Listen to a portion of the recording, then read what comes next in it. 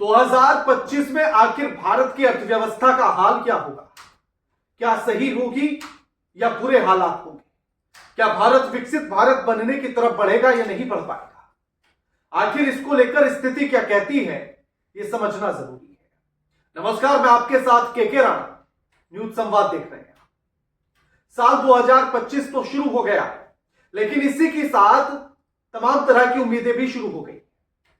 जैसे टेक्नोलॉजी नई नई तरह की आ रही है, एआई आ चुका है और इस तरह की टेक्नोलॉजी नई उम्मीद भी लेकर आ रही है। लेकिन वैश्विक स्तर पर जो अर्थव्यवस्था है वो माहौल में चिंता पैदा करता है और इसीलिए यह समझना जरूरी है कि आखिर वैश्विक अर्थव्यवस्था की अनिश्चितता कहती क्या है और इशारा किस तरफ करती है।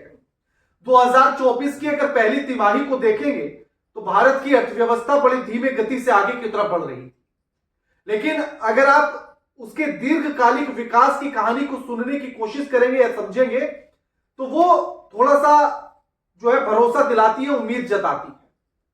और ऐसा तो भाषणों में और वादों में भी कई जगह पर आपने देखा होगा कि भारत विकसित भारत बनेगा, 2047 में ऐसा हो जाएगा, 50 में ऐसा हो जाएगा। ऐसी तमाम कहानियां आपने सुनी होंगी, लेकिन वो कहानियां कितनी सच्ची हैं ये जानना जरूरी है।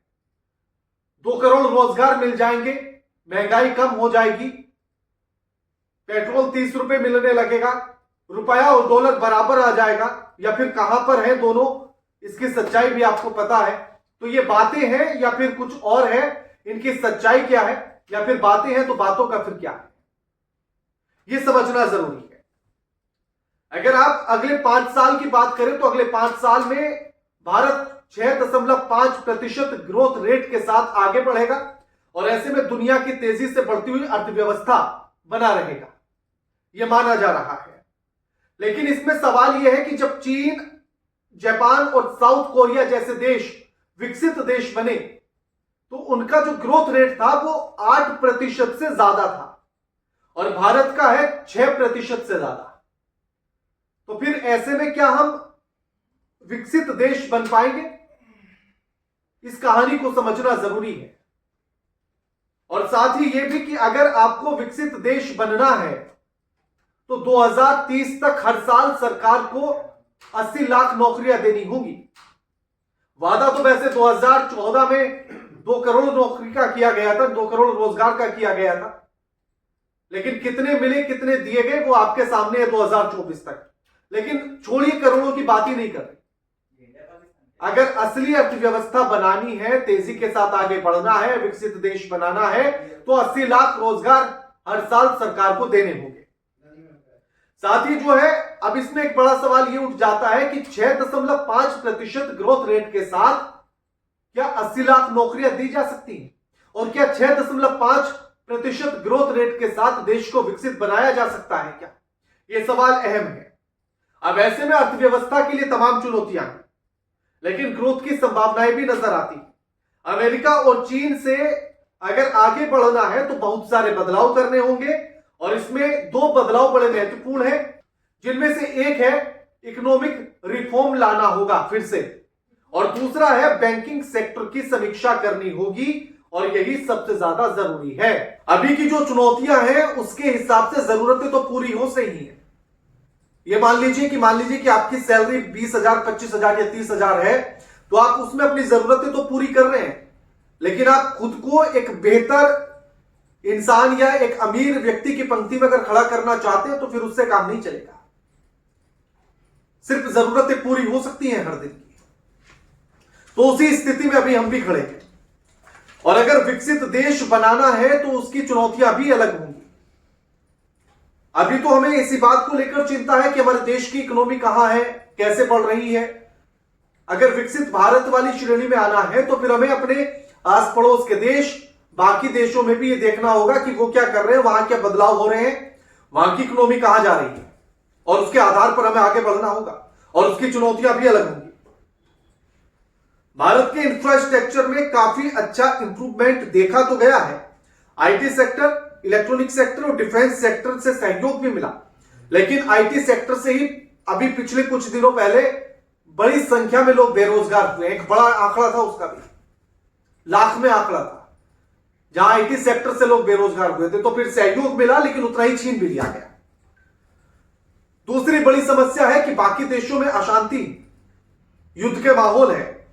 विकास के लिए कम से कम अपने आसपास के देशों में तो शांति होनी चाहिए, लेकिन हमारे बगल में तो बांग्लादेश की स्थिति आप देख लीजिए, पाकिस्तान की देख लीजिए, और बाकी जहां जहां युद्ध चल रहे हैं वहां की स्थिति आपको पता ही है।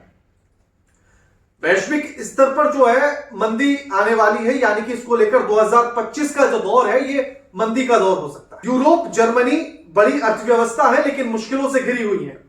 चीन, अमेरिका के साथ व्यापार करने में रुकावटें हैं और इसका असर उद्योगों पर पड़ रहा है। मंदी की आशंका जताई जा रही है और ब्रिटेन भी अचानक से मंदी की कगार पर आकर खड़ा हो गया। जापान जो सबसे बड़ी अर्थव्यवस्था है वो भी मंदी की कगार पर आकर खड़ा हो गया, अचानक से मंदी की चपेट में आ गया। ये सब देखते हुए ही ऐसा लगता है कि 2025 मंदी का दौर होगा। अब ऐसे में विकासशील जो देश हैं उन पर इसका बड़ा बुरा असर पड़ेगा। 2008 में भी इसी तरह की स्थिति बनी थी, तब मनमोहन सिंह ने पूरी स्थिति को संभाल लिया था, लेकिन अब कैसे संभाला जाएगा ये बड़ी चुनौती होगा। अब इसमें जो है एक बड़ी जो चुनौतियां हमारे सामने होंगी वो क्या होंगी। 1970 से अगर अर्थव्यवस्था पर नजर डाली जाए तो बड़ी चुनौतियां फाइनेंशियल सेक्टर में नजर आती हैं। फाइनेंशियल सेक्टर को मजबूत करने की जरूरत है। मजबूत अगर फाइनेंशियल सेक्टर होगा तो एफडीआई बढ़ेगा, एफडीआई बढ़ेगा यानी कि एक्सपोर्ट बढ़ेगा और रुपए की वैल्यू के हिसाब से ही पेमेंट होगा। लेकिन ऐसे में एक बड़ी स्थिति है कि सरकार, कंपनियां और आम लोग सभी पर कर्ज पड़ रहा है, और अगर सब पर कर्ज पड़ रहा है, सभी कर्ज के बोझ के तले हैं, तो फिर कैसे विकास होगा, कैसे प्रगति होगी, यह बड़ी चिंता का सवाल है, यह चिंता का विषय है। अब ऐसे में जो है बैंकों के जो कर्ज फंसे हुए हैं वो एक चिंता का विषय है। फाइनेंशियल सेक्टर में जो है अस्थिरता आएगी। अगर ये कर्ज ऐसे ही बढ़ता रहा तो फाइनेंशियल सेक्टर में अस्थिरता आएगी। जो कर्ज बैंकों के फंसे हुए हैं उनको लेकर और बड़ी समस्या पैदा हो जाएगी और इससे एक बड़ा नुकसान होगा अर्थव्यवस्था को। अमेरिका चाइना ट्रेड वॉर, बढ़ती महंगाई, दूसरे वैश्विक कारण फाइनेंशियल सेक्टर को प्रभावित करते हैं और डिजिटल ट्रांजैक्शन से साइबर सिक्योरिटी को एक बड़ा खतरा होता है। अब इसके एडवांटेज कैसे ले, जो ये खतरे नजर आ रहे हैं, ये जो वैश्विक मंदी आ रही है, इन सारी चीजों का एडवांटेज आखिर कैसे ले, ये एक बड़ा सवाल है। और इसके लिए एक सबसे बड़ी बात यही है कि जो प्रधानमंत्री नरेंद्र मोदी ने कहा था कि आपदा में अवसर ढूंढना होगा, तो पॉलिसी कितनी मजबूत होगी सरकार की, आपदा में अवसर ढूंढ पाएंगी या नहीं ढूंढ पाएंगी, बस ये तय करना है। 2024 में महंगाई दर घटकर जो है 5.48 पर आई, जो नवंबर से पहले जो थी 6.2% पर थी, तो वो घटकर 5.5% के आसपास आई। लेकिन आरबीआई के अनुसार महंगाई दर 4% से ज्यादा नहीं होनी चाहिए, उसके आसपास रहे, उससे कम रहे, तभी आप मानकर चलिए कि विकास हो सकता है। और वहां तक पहुंचना भी बड़ा कठिन नजर आ रहा है जो स्थिति है अभी देश में।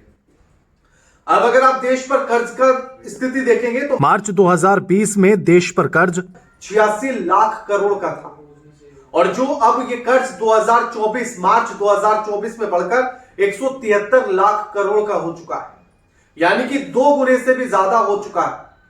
अब ऐसे में कैसे स्थिति बढ़ेगी, बदलेगी, क्या होगा, यह आप बेहतर तरीके से जान सकते हैं।